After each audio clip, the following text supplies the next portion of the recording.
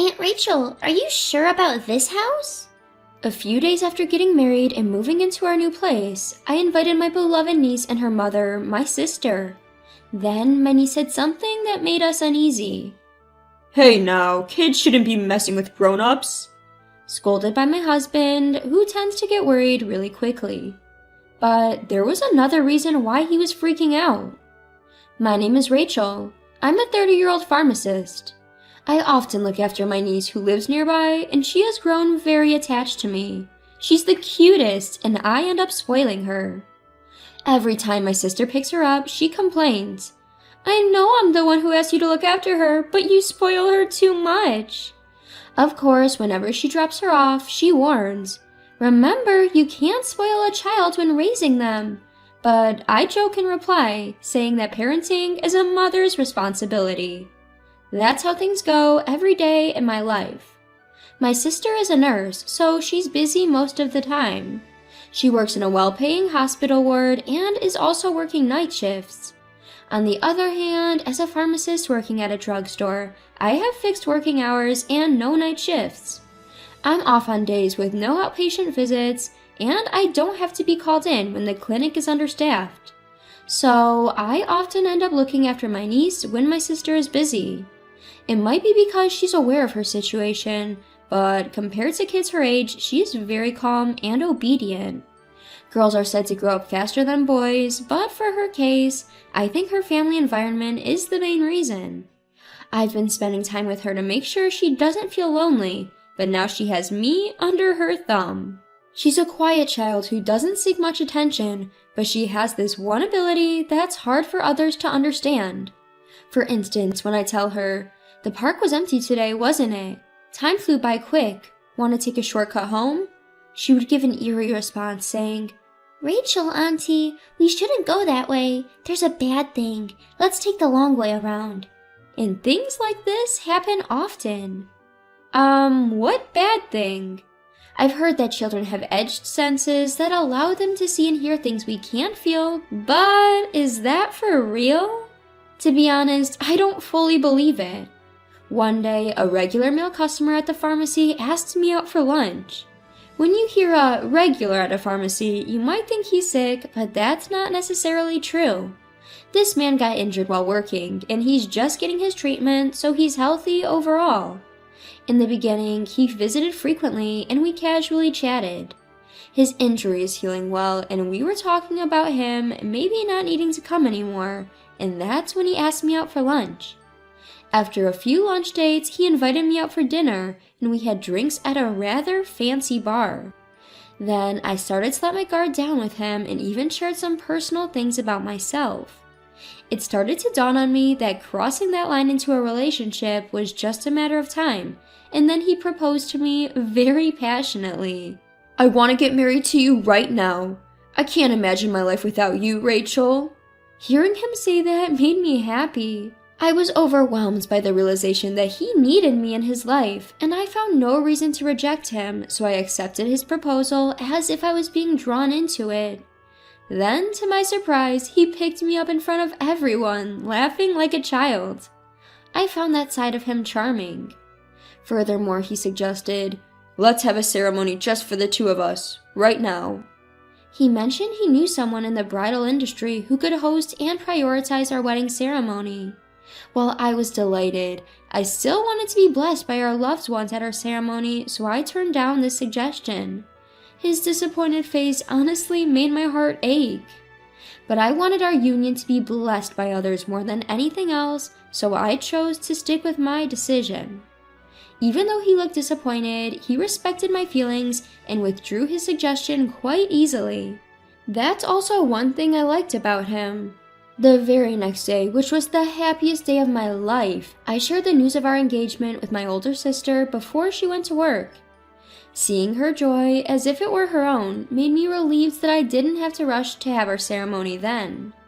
As I was happily recalling yesterday's events, he texted me saying he wanted to see me. When we first started dating, I remember him saying that he had a younger sister. However, I was surprised to hear for the first time that his sister was hospitalized at the moment. When I asked why he didn't tell me earlier, he explained that he didn't want me to accept his marriage proposal out of sympathy for him. He also pointed out the possibility of the opposite happening. I assured him that I wouldn't make decisions based on his sister's illness, and him softly responding, "I know," made me head over heels for him. But I still pulled myself together to stay in my senses. He showed me a picture of his sister and told me, "When I told her about you, Rachel, she said she can't wait for the day when she can call you Big Sis." I wanted to make my sister's wish come true as soon as possible. When he held my hand and said, "Let's become a family soon," I was yet again moved. But even if we aren't married yet, I wasn't against the idea of being called Big Sis by his younger sister.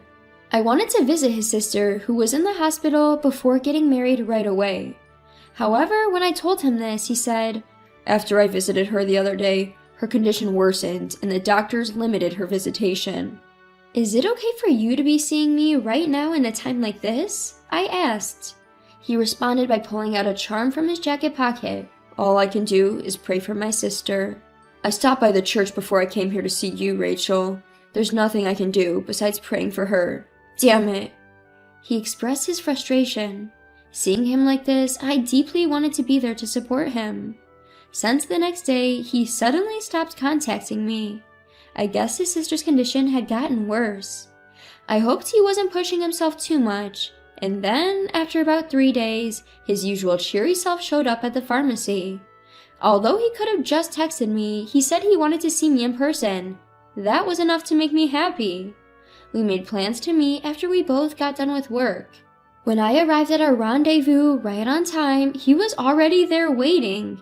As I had suspected, he explained that he had been by his sister's bedside due to her deteriorating condition.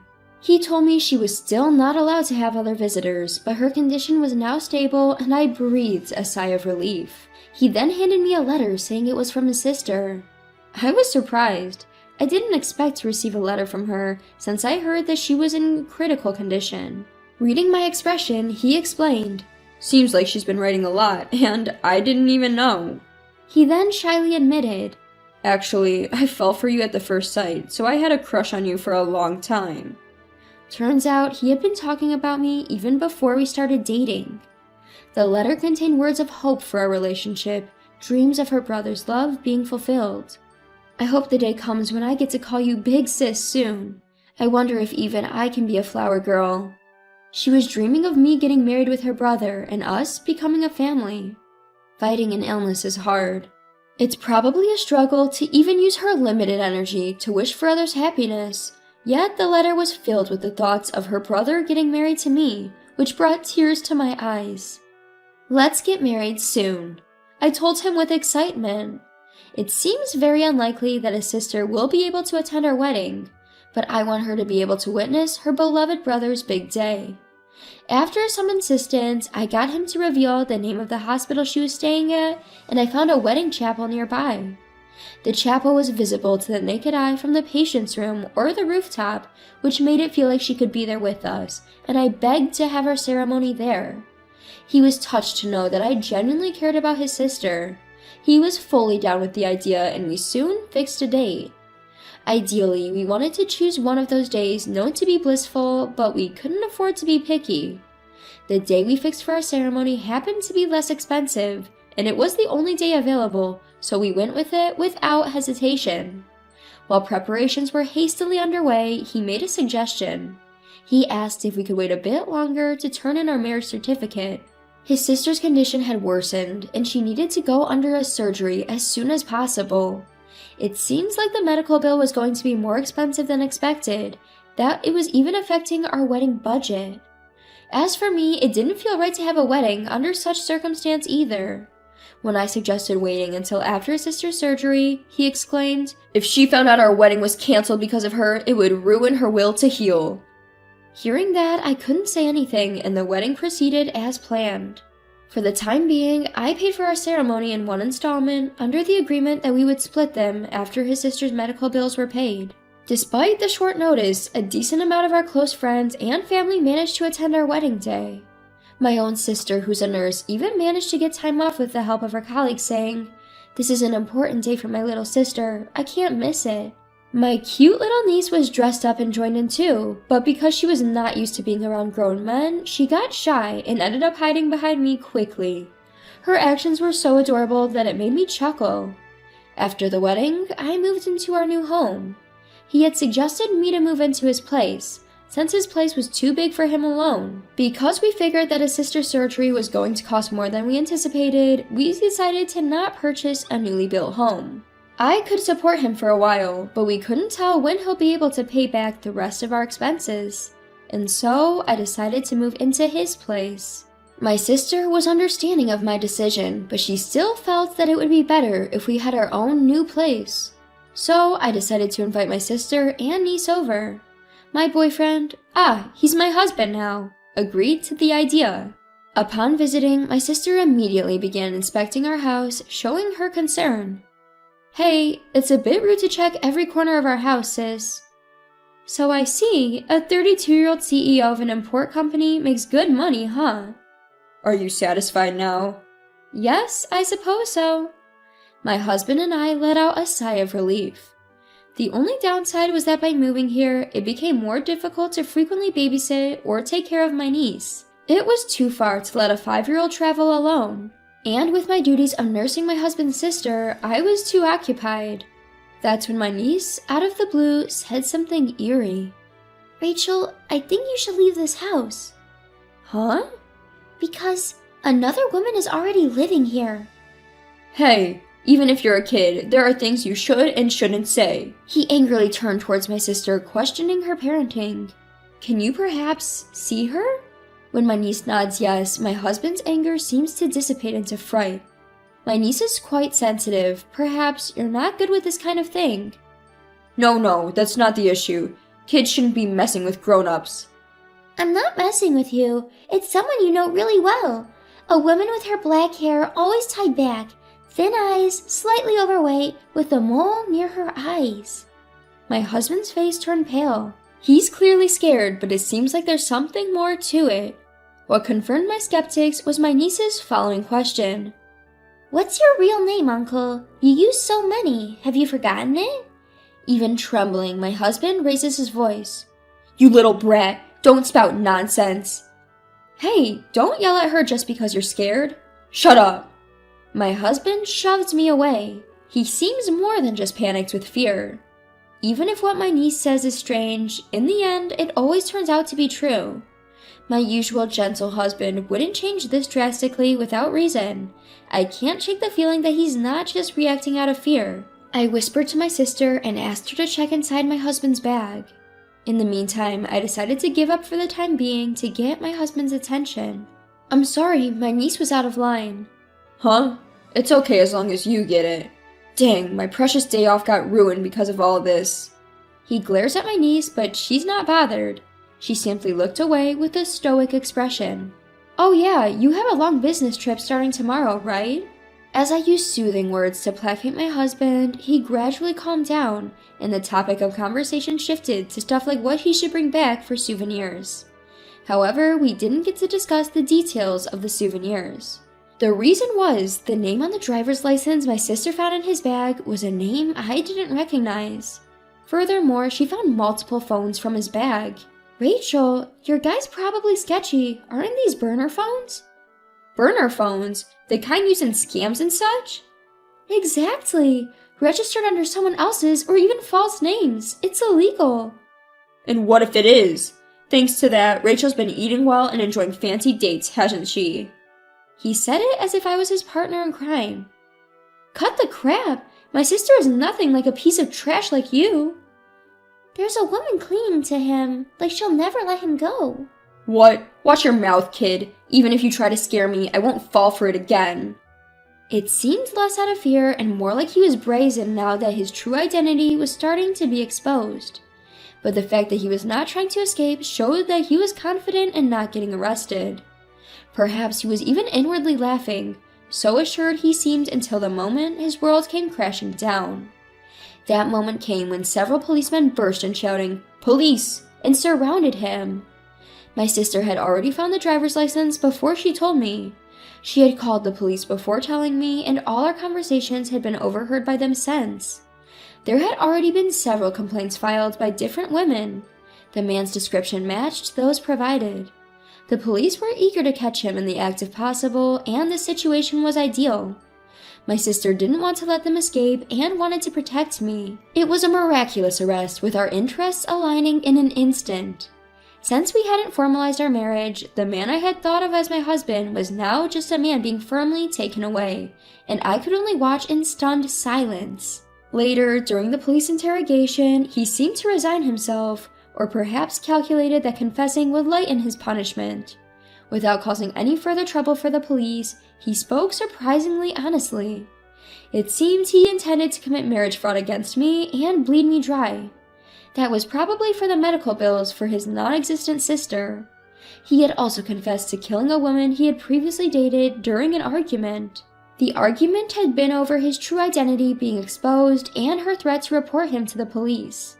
Although he was frightened when my niece spoke up, he didn't seem to fully believe her, so I could understand why he confessed that as well. I learnt this all from the police. The night he was taken away, he woke up in the cell, choking with long hairs entwined around his neck. He confessed his wrongdoings, fearing he'd be cursed otherwise. When I asked him, "Is it true about the hair?" he laughed and said, "Of course not." He insisted he had finger marks around his neck, but apparently he was the only one who could see them. It seems that some people, when they've committed a crime, occasionally camper the guilt and resort to escapism. Yet, remembering the image of the woman my niece had described sent chills down my spine. As the investigation proceeded, according to the man's statement, a woman's skeleton was discovered in the woods. It made the news, and when the woman's photo was released, it was just as my niece had described. My sister and I were filled with renewed fear. The man's fraudulent activities were also reported in the news, and more victims started to speak up. It seems like his list of crimes is only going to grow. The man was sentenced to severe punishment behind bars. Inside, he is said to be terrified of the woman's spirit every day. I was simply astounded at my lack of judgment, having once decided to marry such a man. The trial for the incident in which I was victimized has ended, and I am finally free from everything. However, I've had enough of marriage. I moved back near my sister's house, so I'm still looking after my niece. Today, while I was dropping off at my sister's house, I opened up to my sister about my hesitations toward marriage and love. She said, "You're just saying that now. You never know where or when you'll meet someone. Like, you could fall in love after you leave here today." She doesn't take it seriously. And time passed, and summer came. Every year, it's my job to take my niece to the local summer festival. This year, as I was walking hand in hand with her, who was dressed in her new sundress, a man walking in front of us dropped his wallet. I picked it up and tried to call out to him, but it seems my voice didn't reach him due to the loud surrounding noise. I picked up my niece and jogged to catch up to him, returning his lost item. He thanked me and asked to treat us something. This sparked a connection between us. In the end, the three of us had a blast at the fair that day. You're lucky, Rachel. You've been tied to this man before you were even born. What? Hey, what are you saying? Oh my. I blushed deep red at her words, which seemed to make him blush as well. You never know where love will find you. My sister's words flashed in my mind. As fireworks lit up the night sky, I had a feeling that a new romance was on the horizon.